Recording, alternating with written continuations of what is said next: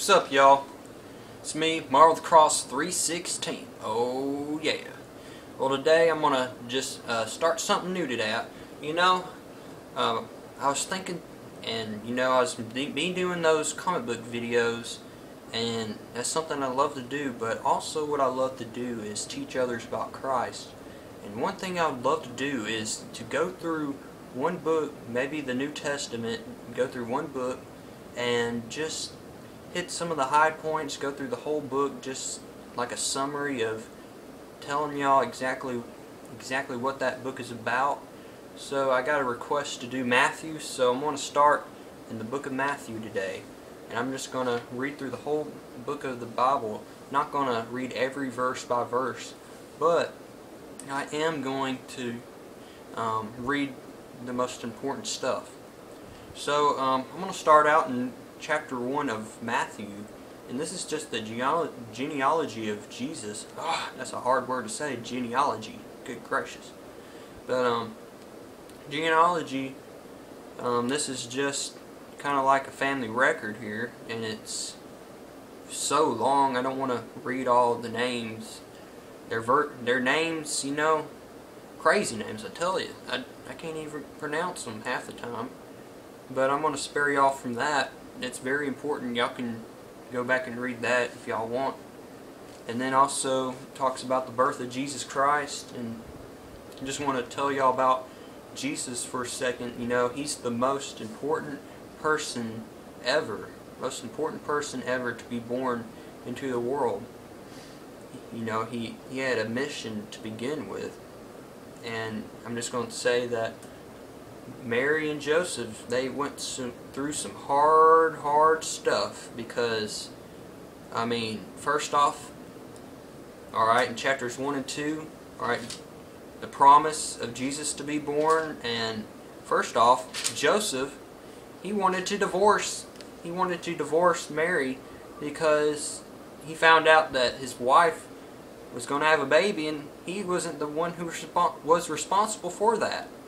Hey, I'd do the same thing, kinda, but anyways, just to find out that Mary was telling the truth. Also, Joseph, he got an angel, and the angel was Gabriel. If you want to find that out, that's in the book of Luke. They describe who the angel was. But anyways, they go through all these hard trials, and as you can see in the chapter 2 of Matthew, they go through all kinds of stuff. First, King Herod, alright, he was tricked by the Magi, that's the 3 wise men, and they didn't go back to tell him where the promised Messiah is, so he got mad, and guess what he does? He declares to kill babies, infants who are 2 years older, 2 years or younger. That's terrible, I tell you. And if something happened that day, that'd be on Fox News, CNN, everywhere. I'm telling you, this dude was crazy.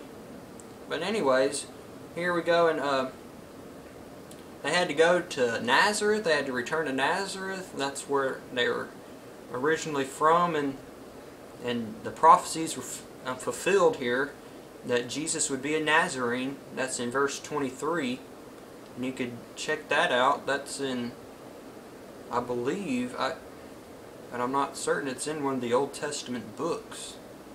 Jesus would be a Nazarene. It's either in Hosea, Jeremiah, Isaiah. I'm not sure, but all these books, they were written thousands of years, hundreds of years before Jesus was even born. That's how important Jesus was, I'm telling you.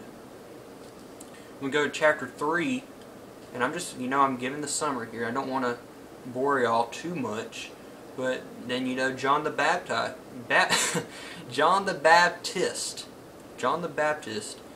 he comes and he says, "A voice of one calling in the desert, prepare the way for the Lord, make straight paths for him."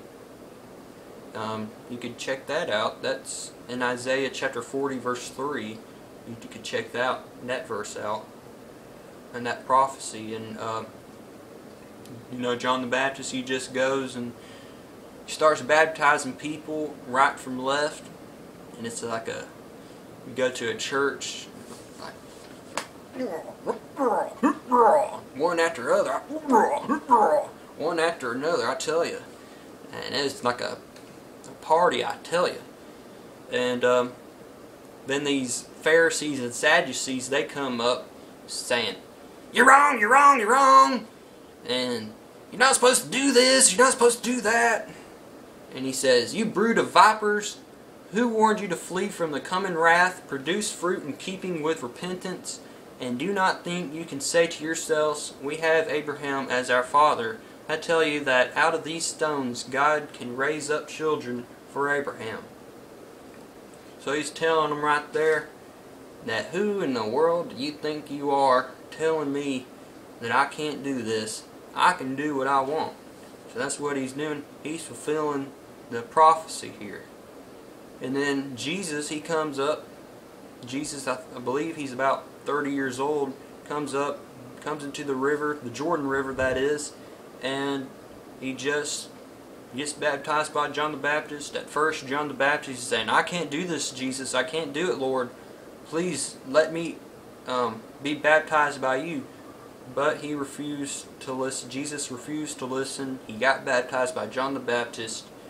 And then, as you can see at the end of chapter 3, a voice from heaven said, "This is my Son, whom I love. With God I am well pleased." Now think about this. Alright, you get baptized. Alright, you see Jesus get baptized, and all of a sudden you hear a voice from heaven saying, "This is my Son, whom I love. With him I am well pleased." I'd believe right there. I'd fall to Jesus' feet and I'd worship him right there.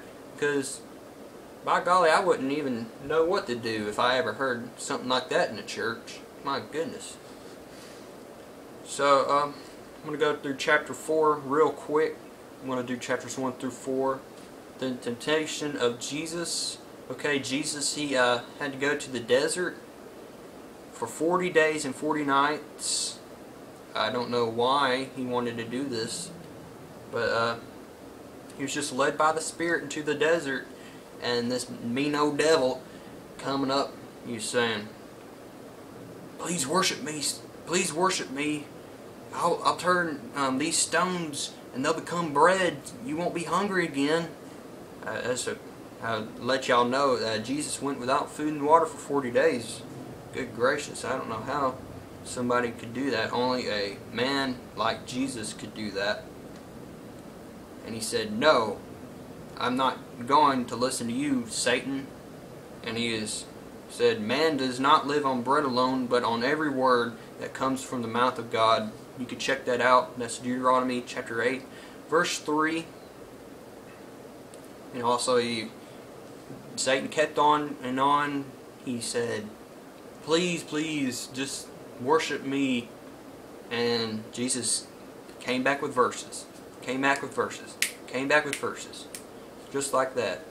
And this is the point of the video of this chapter is, if you're a Christian and somebody's saying something to you that is offending you, and you could just come back with them with verses.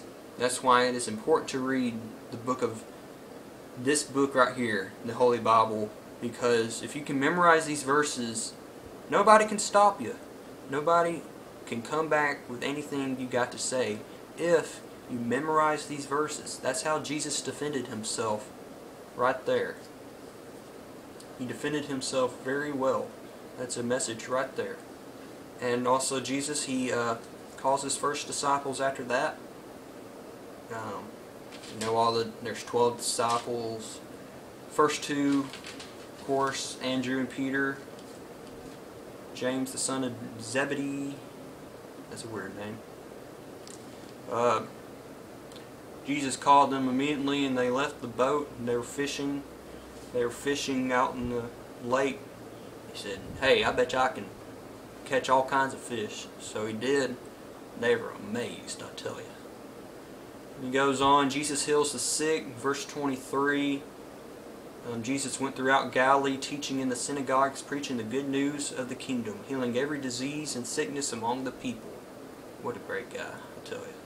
News about him spread throughout all all over Syria, and the people brought to him all who were ill with various diseases, those suffering severe pain, the demon-possessed, those having seizures, and the paralyzed, and he healed them. Large crowds from Galilee, the Decapolis, Jerusalem, Judea, and the region across the Jordan followed him. So, as I get to chapter 5 in the next video, I'll be talking about the great things that Jesus taught. And I hope you all enjoyed this video today. It's a very short summary of the first 4 chapters of Matthew. Thank you for tuning in, and I'll see y'all next time. Thank you.